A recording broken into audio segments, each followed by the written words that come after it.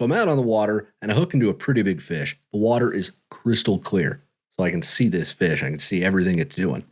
Right after I set that hook, the fish pauses for a split second, gives me the stink eye like I just insulted its mom's cooking.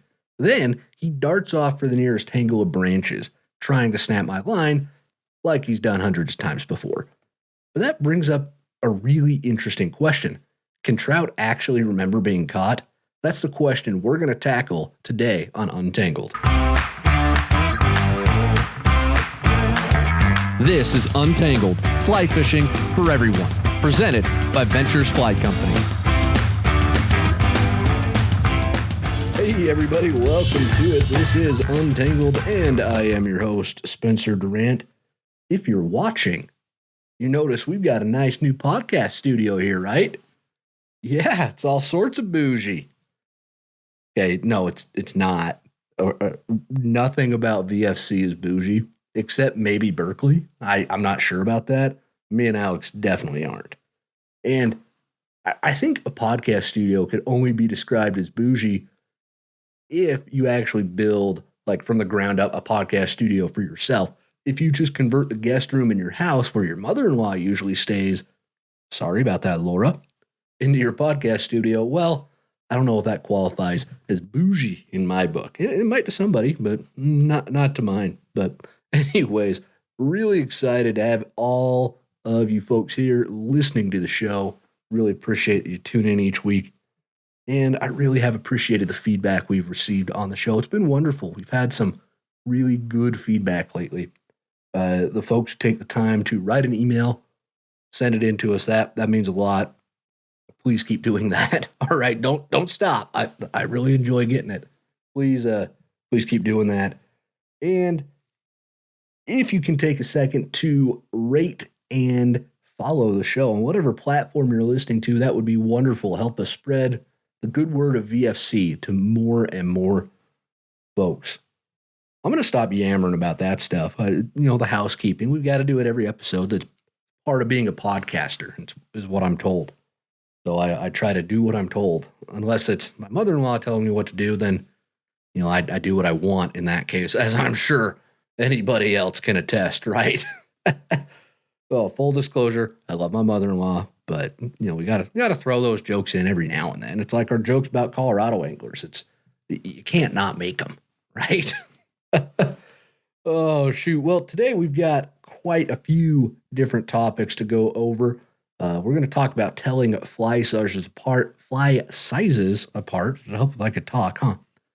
Fishing for bass with dry flies, casting streamers, some general casting tips, and like I said in the hook to this episode, we're also going to be talking about what trout actually remember. So some fascinating stuff. I hope you all stay tuned in for the whole show. We've got a lot to go through. I am going to start the show off with a couple of short questions. Again, one more plea. If you've got some questions that you don't feel like merit a full length, 5 to 8 minute answer, they're a little short and like, I don't know if that's something that Spencer over there on Untangled would like. I would love it. Okay. Send them in. Send them my way. That would be wonderful because I like to lead the show off with these shorter questions. It just gets us rolling, gets us in the mode of answering questions and helping folks out. So our first short question today comes to us, Javen. I hope I'm pronouncing that right. Javen from Oregon writes in and says, can you fish for bass effectively with a dry fly? Well, you certainly can. I mean, you can fish with anything effectively for a dry fly. Whether you catch, is completely different, but you can fish effectively with anything. Sorry, the grammar nitpicking English teacher in me came out there for a second. Well, you certainly can. Some of the most exciting dry fly fishing that you're actually going to find is on bass when you're throwing poppers and big topwater bugs at them. I love the way bass come and crush those. Trout don't do it that way. Often trout will sip the little mayflies. They're very dainty. They're very sophisticated, right? That's why we wear tweed and smoke cigars when we fly fish, because we've got to match the classy attitude and sophistication of our quarry. So And by the way, if you're not wearing tweed, we are coming out with some VFC tweed that's going to retail for only $699.99. So definitely want to keep an eye for that in the future.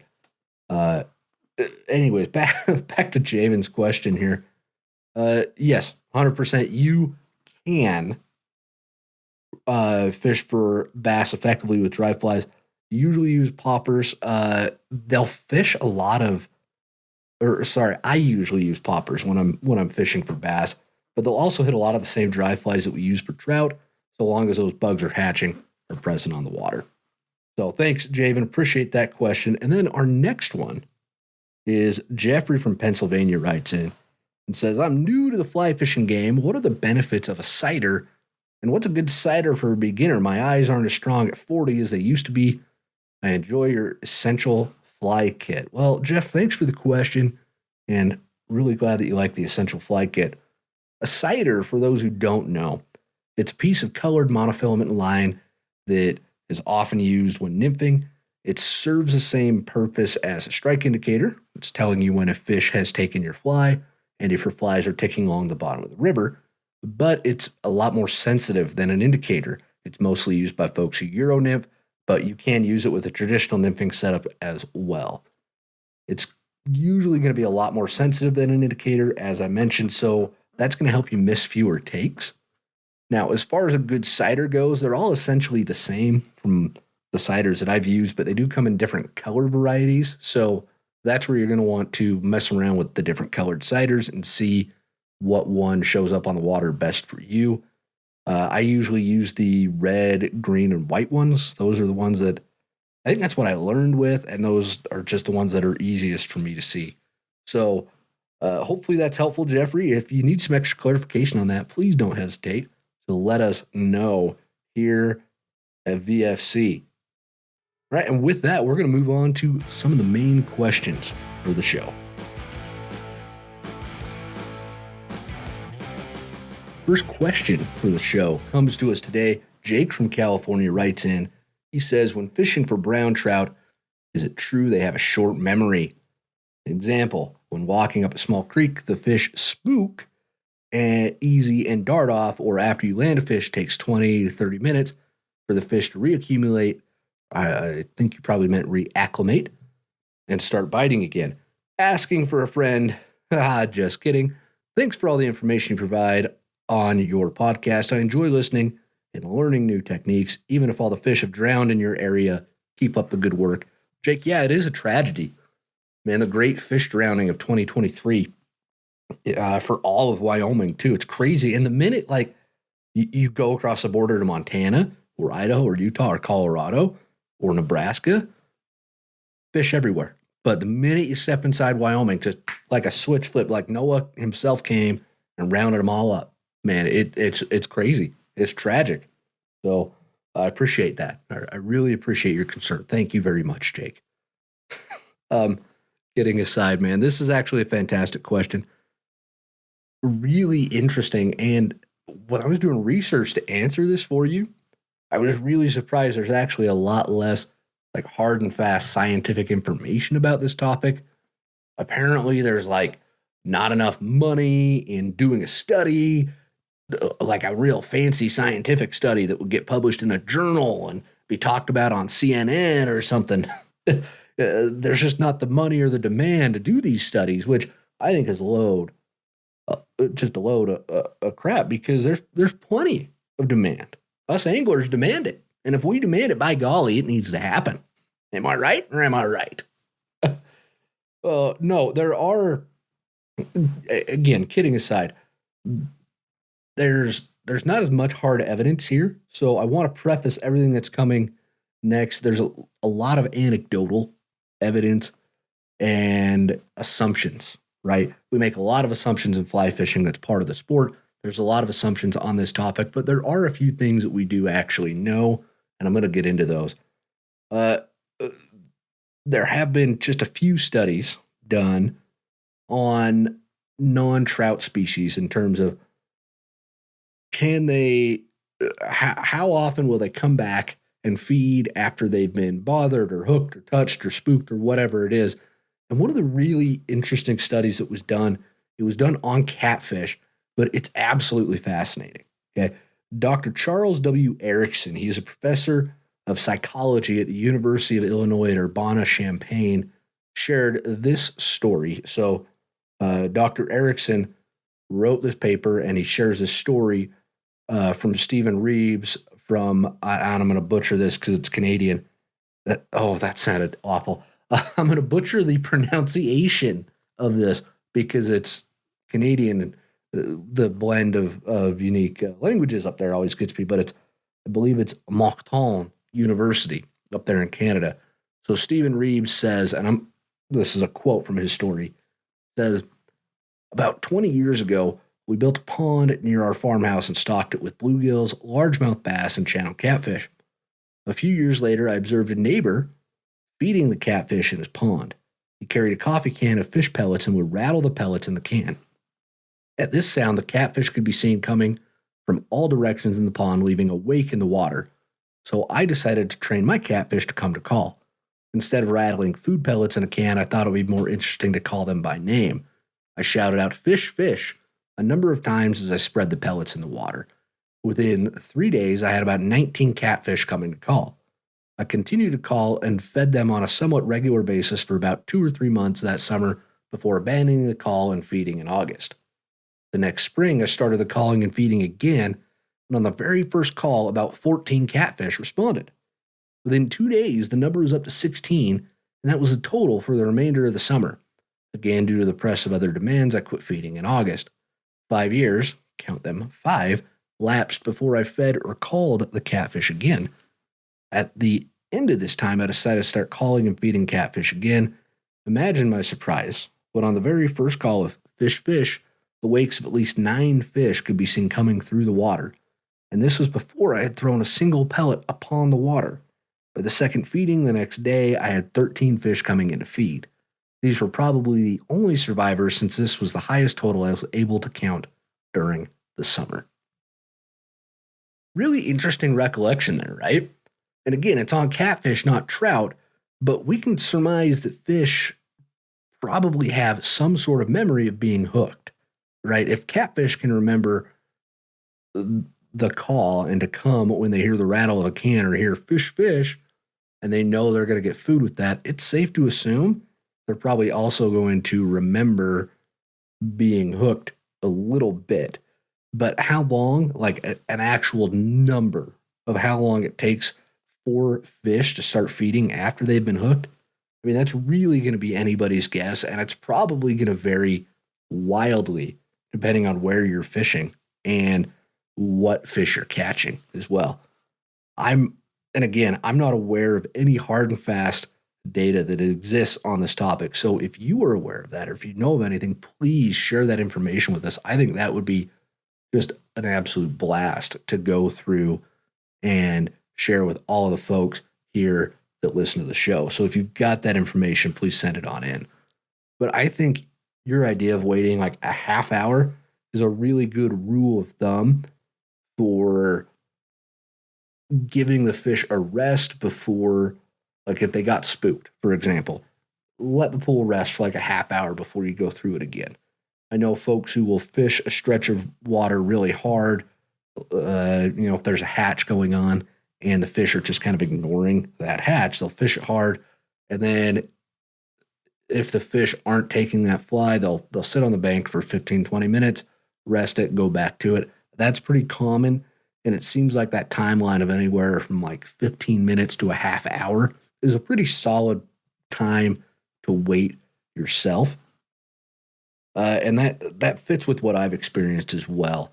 A little story about that. I was up on the stream that I grew up fishing in kind of central Utah. And there's a stretch of it that ran through a campground up on Forest Service land. And I'm up there. I was with my dad, and I don't know how old I was at the time. I was maybe, I want to say like 13 or 14. I was not very old. But we're up there fishing together, and very first cast I hooked just this enormous rainbow. Now, The rainbow was probably 14 inches long. But for that creek, and to my 13-year-old eyes, that was the biggest, most wonderful rainbow trout I'd ever seen. I'd never seen anything quite like it. I was ecstatic. I hooked it. I looked at my dad. I hollered, Dad, I caught it. Dad, I got it, Dad. And then it got off. Because 13, I didn't know what I was doing, especially not with a trophy fish like that.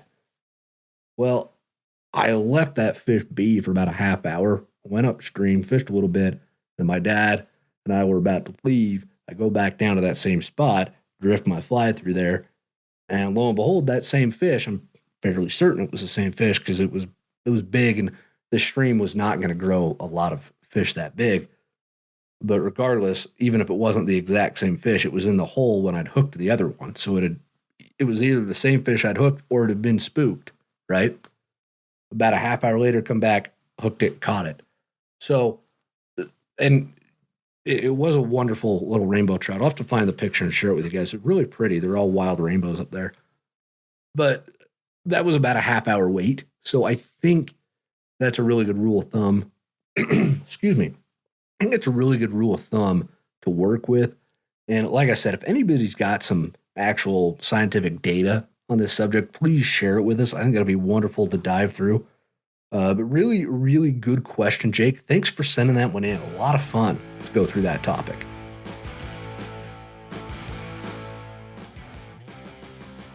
Next question comes to us. Josh from Wisconsin writes in, says, excuse me, I've got something stuck in my throat today. I apologize, folks.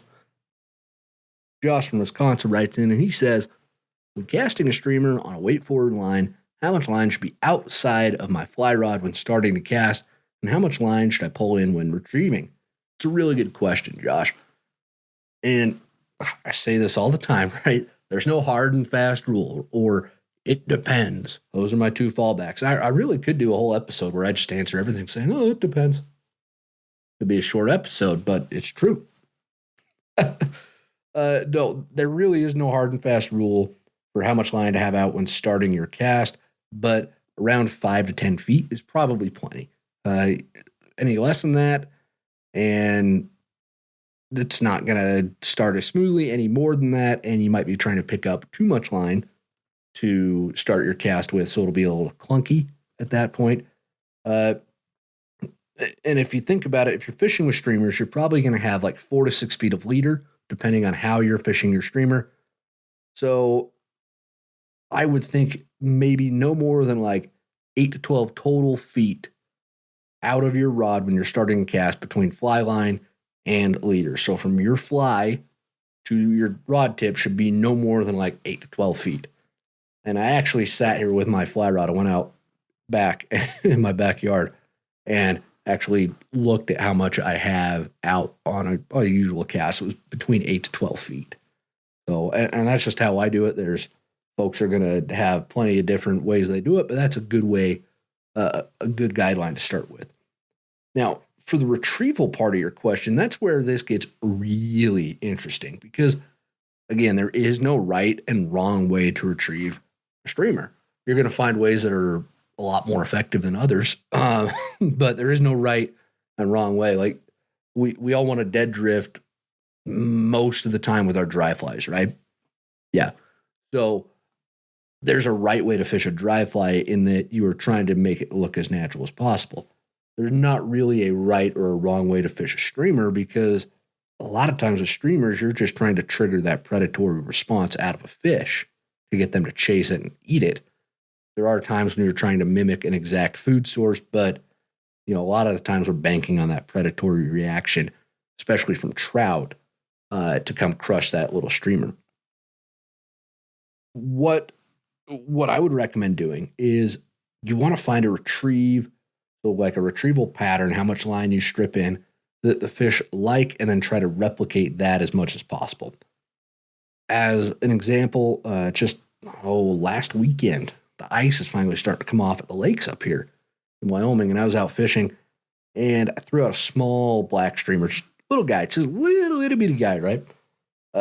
My first few casts, though, I went ahead and I was stripping that line in like I was fishing for bonefish, man. I hadn't streamer fished in months because been too cold and there was ice everywhere and I just hadn't been throwing a lot of streamers. So I'm stripping this in like, again, like I'm fishing out on the ocean for something crazy. And it wasn't until I switched to a smaller, shorter strip and let the fly sink more in between movements that I got a fish. I got a fish on the second cast with that retrieve. Personally, I really like to vary my retrieve a little bit with using like short 5 to 6 inch strips. So you're just pulling in like 5 to 6 inches of line.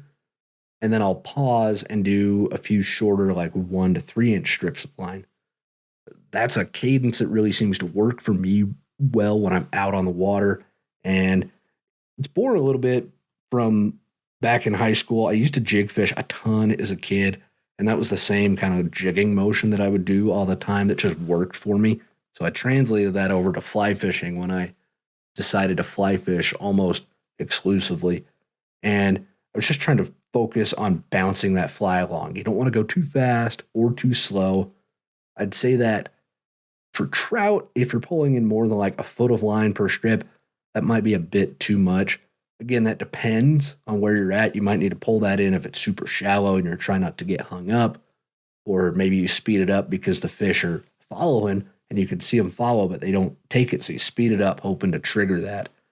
But the retrieve that elicits a strike that's going to be different day to day as well. So you just have to play around with it when you get out on the water and find something that the trout like. But I've found, generally speaking, that slower, shorter strips have produced more fish for me with streamers than really fast, long ones. So take that for what it's worth. But really good question, Josh. Appreciate you taking the time to write that one in for us.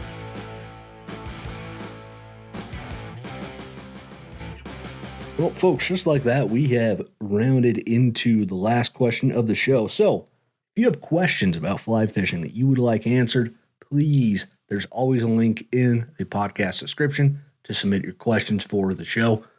Click that link, send your questions into us, get them answered by me. You're going to hear wonderful jokes, fantastical stories, and be part of this bigger family here that we're building here at VFC, this community that we're having just tons of fun with. So definitely submit your questions, come along for the ride with us, have some fun. We really appreciate everybody that takes the time to send those questions in. But with that, let's move on to the last question here. Andrew from Colorado writes in, what are some good practice drills I can do to improve my casting? If I'm only going to focus on mastering 3 to 5 casts, which ones are the best ones to focus on? Bonus question, any creative comeback responses to the smart aleck walking by and asking me if I caught anything when I'm practicing my cast in the park? Well, Andrew, you're in luck because I've actually got a 6-step plan for improving your casting. Okay, are you ready for this? Step 1, leave Colorado. Step 2, move to Montana. Step 3, buy a Tacoma or Tundra, but it has to have a roof rack or a rod rack up on the roof. Step 4, you got to wear fishing shirts everywhere and flat brim fishing hats. How else is anybody going to know that you fly fish, right? Step 5, buy a drift boat even if you do not know how to row. Step 6, drive up and down the Bitterroot complaining that every boat ramp is way too crowded. Kidding aside, that's not going to help you learn how to cast. I honestly don't know where that 6-point plan came from, but I had to share it with everybody. All right. It's actually a really good idea to practice your casting in the park and practice your drift boat backing up in the park, especially if this is your first year and you've never backed a single axle trailer before. The boat ramp is not the place to practice that. All right. Please do us all a favor. Practice that well before you show up on the river. Okay. I've practiced my fly cast in the park plenty. I actually taught one of my best friends to fly cast in the park. I've got a picture of him somewhere casting in the park, and it's fine. The people come by, they're going to make those jokes and whatnot. And I used to get all up in people's business back in my younger days. I was a fiery little fox back then. And as I've gotten older and my beard's gotten grayer and I've gotten fatter, I just don't have the energy anymore to really come back at anybody. I don't know. Plus, I live in Wyoming. I mean, there's antelope at our parks. There's not other people right? I mean, it's just water off the duck's back, man. Don't worry about that. As far as drills go, though, really, I think the best thing you can do for yourself is work on your accuracy. Set up some hoops and work on landing your flies in those hoops. Like maybe a 3-foot hoop, go down to like a 2-foot hoop. I mean, that's pretty ambitious. You also use paper plates as well. That's really good. Set those up at different distances and just practice your cast until your fly lands right there in the hoop or on the plate. All right, that's a really good way to practice your accuracy. And that's really what your fly cast is all about at the end of the day, is being accurate and putting your flies where you want them to go. So to me, it makes sense to spend as much time as possible practicing your accuracy if accuracy is proving to be a little bit of a problem for you. As far as your cast to work on the roll cast if you need to. The motion can be a little tricky sometimes for beginners. I've seen folks that I've guided before who had never fly fished before. The roll cast was a little tricky because a lot of folks either want to really snap their wrist and just crack that line on the roll cast, or they barely move the rod. They don't do it enough. So there's a fine line between both of those. And it's kind of hard to practice on grass because a lot of the roll cast comes from the surface tension of the water as well. But practicing at least the mechanics of it could certainly help. Then the other cast, work on that overhead cast, because all the other casts in fly fishing are really a variation of the roll cast or the overhead cast. So, we've got Belgian casts, which is just like an oval out to the side, and we can talk about those later. Spade casts, it's all, they all build off of the roll cast and the overhead cast. So if you're able to do those, you're gonna be able to pick up all the other casts pretty easily. And those are ones that I would say, find yourself a community pond or something, maybe not the park, find some water to practice some of those other casts in. But really, it just comes down to working on your technique more than anything else. So the big things with technique that I want to touch on here is making sure that you're slowly accelerating your rod. Or not slowly accelerating. Sorry, I misspoke. Make sure that you are smoothly accelerating your rod. That's goodness. It's been a long day, and I apologize, folks. Smoothly accelerate your fly rod. Keep the tip straight and wait long enough on the front and back cast. If you can master those 3 skills with your fly cast, everything else is going to fall into place with enough practice. Okay, those are your 3 things. Smooth acceleration, keep the tip straight, and wait long enough between the front and back cast. Everything else falls into place if you can do those 3 things. And with that, folks, that's going to take us here to the end of the show. Thank you for sticking around listening to the show. One more little plea to please rate the show anywhere that you listen to it. Subscribe as well. Click the little follow button. We're getting pretty close to 1,000 total followers of the podcast between Spotify and Apple. So I think I'm going to go talk to Alex in Berkeley Brain Trust and see if we can't do another little giveaway or something for that 1,000th follower once we cross that mark. I think that'll be a lot of fun to do. So stay tuned for something like that possibly coming up. I'll definitely give details as soon as I have them. And then one more plea as well. If you've got any questions that you would like answered, please send them on in. I love doing this. I love answering these questions. And based on how many folks are listening to the show, I think we all love hearing them answered as well and helping to build this community. So if you've got any questions, please take the time, drop us a line. There's always a link in the podcast description for it. And until next week, everybody, high lines.